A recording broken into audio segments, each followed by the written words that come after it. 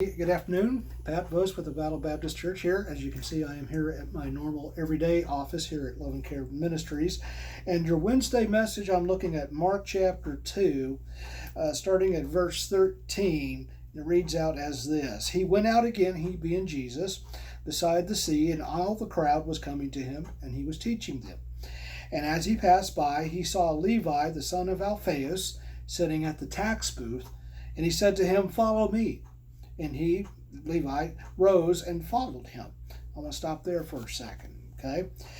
Let's take a look at this guy, Levi. He's a tax collector. Tax collectors were not very popular people in Jesus' time and in Jesus' world. It was a job that made one rich, but it earned the ire and hate of everybody else around you. You basically sold out everybody. You were essentially extorting your fellow Jews. You were disowned by your family, the Jewish community, and cast out of the synagogue. But I guess the money made up for it, okay? Ironically, it was apparently a much sought after job due to the amount of money involved, okay? Now, Levi at the time would be the last person in the world that anyone would think would be capable of changing the world. Levi would not be the person you would go to begin giant works of good. Levi was one of the chief among sinners, the hated among the hated. Okay, and yet here we have Jesus as he passes by his booth, his tax collector booth. He says, "Follow me." That's all we have here in Mark is that follow me, and he rose. So that gives us a couple why questions.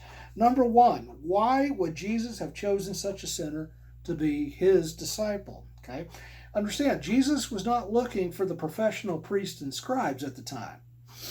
He already had plenty of them, and they were already giving enough conflict and everything.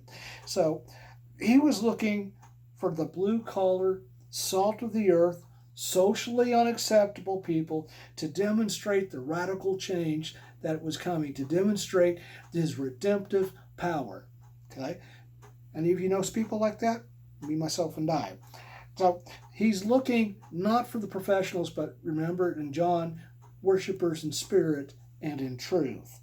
Why number two? Why did Levi leave a very lucrative, if unpopular, job to follow him? Okay, that's great that you're choosing me, but why do I want to leave all this money? A possibility is the chance to start over for Levi. See, rabbis chose their students at their 13th birthday, what we know today is the bar mitzvah, when a boy becomes a man, a legal adult.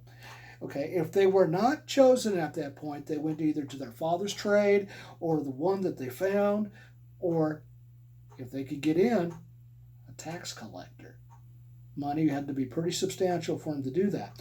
Now, Jesus, as a rabbi, was offering them a chance to start over. Come, follow me, he said. Because anything in the priesthood was a better status than where they were now. Now, why would you choose a sinner? Why would you choose the ugliest, the grossest people and have them become your followers? Jesus, again, uses the opportunity to show his redemptive power, what he is going to do with people. And Levi, given the chance to start over, followed him. And to my mind, that ingratiated him back with his family, with his community, and he was in a different place than he was before. Jesus is all about taking us, no matter where we are at, where we have been, and turning us into something greater and better than we were before. And notice with the tax collector, and later on he goes and he finds murderers and he finds prostitutes, and he does the exact same thing. There is nothing a person can do that can be beyond his redemptive power and to give new life and to make not only a positive impact, but you just might be that one person that changes the world. You might be. With Christ, all things are possible. That's Scripture. With Christ, all things are possible. And here on Sunday, we're going to take a look how Jesus is going to put the pedal to the metal, and he's going to make this fact when he goes to Levi's house and eats dinner. Because there's so much more in this than God, that the world has put on us, that God has turned it around. Okay? You are not beyond Jesus. I don't care what you've done. Adolf Hitler was not beyond Jesus had he accepted him. And that's Brother Pat, that's easy for you to say. It has to be true, or Jesus died for nothing. If there was anything that we could have done about our own sin, about our own redemption, we would not have needed Jesus. Jesus is all about taking the lowest of us and turning us into the greatest of His. Take this today. How can you bless someone else today? Let Jesus show you how.